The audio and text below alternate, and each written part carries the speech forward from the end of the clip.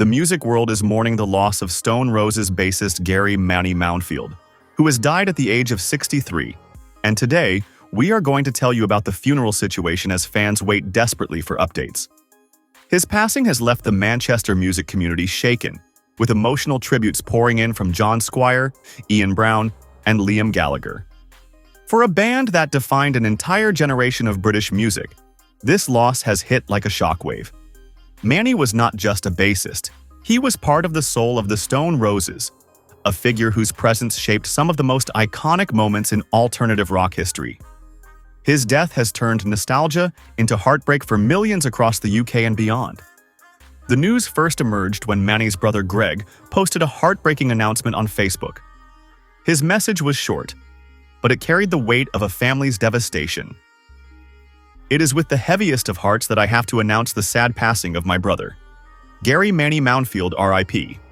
Greg later added that Mani was now reunited with his late wife Imelda, who died of cancer 2 years ago. That single line left fans grieving for a man who had already endured deep loss. As the post spread, tributes from his bandmates and close friends began flooding social media.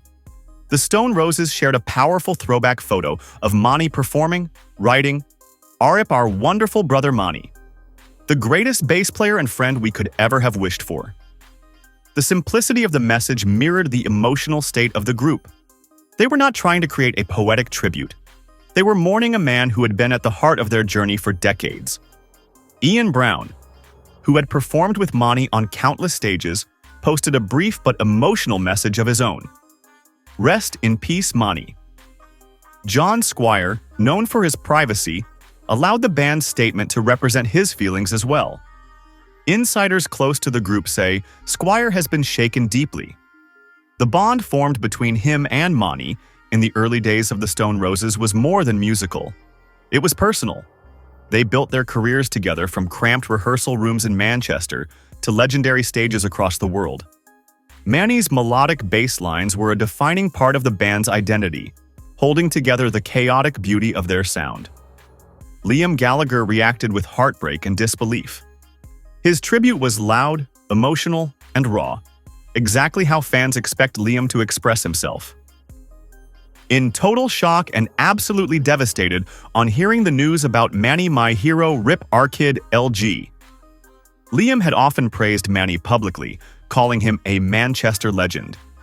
Sources told the Daily Mail that both Liam and Noel Gallagher were informed of Mani's death only hours before his brother posted the news.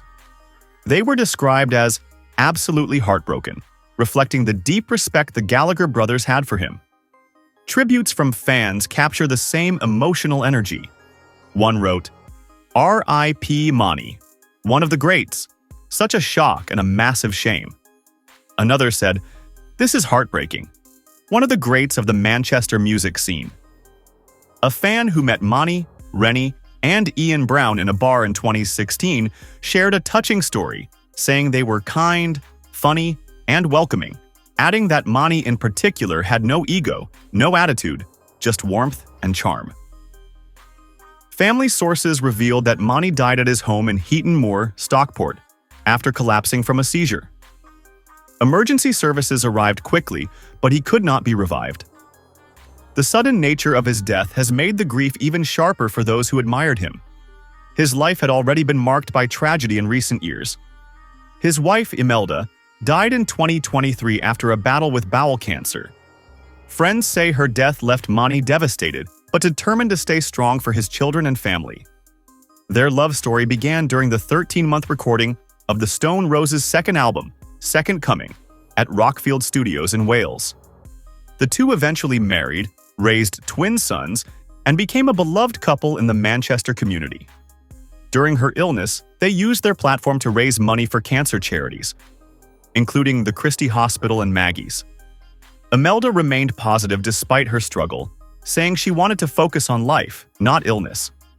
Mani supported her every step of the way, and her passing left a permanent mark on his heart. In the days following Mani's death, fans have been asking about funeral details, wanting to pay final respects to the bassist who shaped so many musical memories. As of now, there has been no official funeral announcement from the family. Loved ones are grieving privately, and arrangements have not yet been confirmed. When the family releases the details, we will update and inform immediately.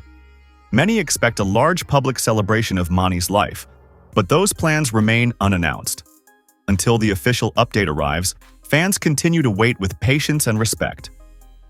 Mani's public appearances had become less frequent in recent years, but he was last seen at the funeral of boxer Ricky Hatton at Manchester Cathedral in October. Witnesses said he seemed emotional but present, supporting the Hatton family during their moment of grief. No one imagined it would be the final time fans would see him publicly. His career began long before the fame.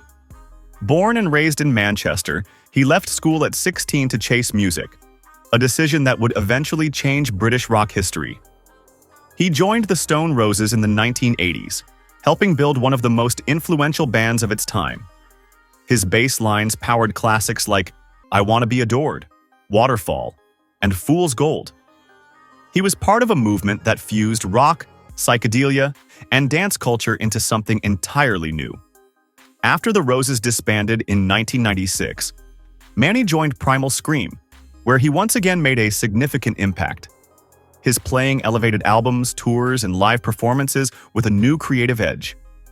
In 2011, he famously announced he was leaving Primal Scream because the Stone Roses were reuniting, a moment that thrilled fans around the world. Their comeback shows became historic events, drawing massive crowds and reigniting global interest in the band's legacy. Through it all, Mani was smiling, energetic, and grateful to be back with his musical brothers. What makes Mani's death even more heartbreaking is that he had recently announced a conversation tour scheduled for 2026-2027. He planned to travel across the UK, sharing stories from his life with fans, including memories from Spike Island, Wembley Stadium, bucket hats, Adidas jackets, and the unforgettable Screamadelica era. The tour was announced just 6 days before his death, making the news even more shocking for fans who were looking forward to hearing his stories live. In addition to the tributes from his bandmates, Happy Monday's singer Rowetta expressed her sadness, writing, "Going to miss you so much. All my love to the boys, the family, and all those who knew and loved him." Fans from every corner of Manchester's music scene have been sharing their memories, their favorite concerts, and the influence Mani had on them personally. Even those who never met him felt strongly connected to his music. His style was distinctive, his presence magnetic, and his reputation as one of the nicest men in British rock was widely known.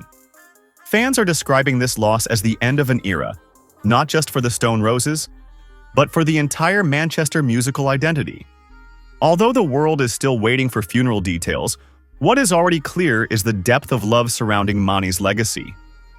He was a musician whose contributions helped shape one of the greatest musical movements in British history.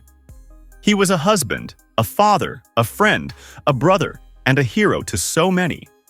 John Squire, Ian Brown, Liam Gallagher, and countless fans will continue to honor him through the music he helped create. Music that will live forever. As the family finalizes arrangements, we will provide updates on the funeral as soon as official announcements are made. Until then, fans continue to mourn, share memories, and celebrate the life of Gary Mani Mounfield, a truly wonderful brother in the story of Manchester music.